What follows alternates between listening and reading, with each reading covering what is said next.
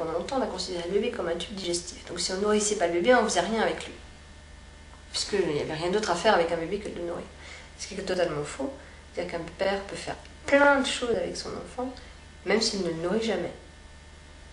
Et donc il peut lui donner le bain, il peut le promener, il peut le porter, il peut jouer avec lui, etc. etc. Ensuite, cet aspect exclusif de la nourriture ne dure que 6 mois.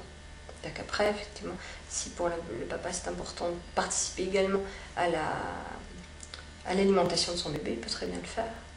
D'ailleurs, des mamans qui revendiquent que, hors de l'allaitement, le reste de la nourriture, c'est le papa qui s'en occupe, par exemple. C'est le papa qui cuisine pour ses enfants. Bon, voilà, ça peut être un choix familial. Ensuite, il y a le fait que cette espèce de symbiose nécessaire de la maman et de son bébé soit, dans les premières semaines, premiers jours, premières semaines, premiers mois même, soit quelque chose de très fort et quelquefois mal perçu. Et dans cette image qu'on reçoit de la maman avec son petit, on peut y voir en filigrane de l'exclusion, alors que ça n'a rien à voir. C'est une symbiose nécessaire parce que le petit est très immature et quasiment il continue la période de symbiose avec la mère comme qu'il a commencé in utero, parce qu'il est totalement immature et totalement dépendant.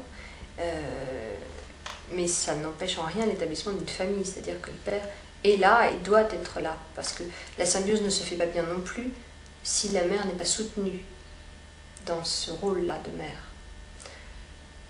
Donc ça, c'est très important de le redire, parce qu'on ne voit pas souvent le père sur l'image, mais il est là, sinon l'image n'existe pas.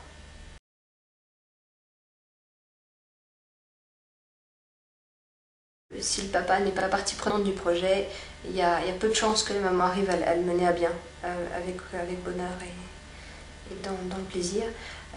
Donc ça, c'est le premier soutien qui est indispensable. Et puis que le papa l'accompagne au quotidien dans cette aventure de la parentalité, ça se fait à deux. En faisant confiance à sa femme en tant que mère, en la confortant dans sa capacité à être une bonne mère, à être une bonne mère nourricière pour ce bébé, à pouvoir l'allaiter et à pouvoir le faire grandir avec son lait. C'est essentiel que la maman se sente valorisée dans ce rôle et se sente épaulée dans ce rôle.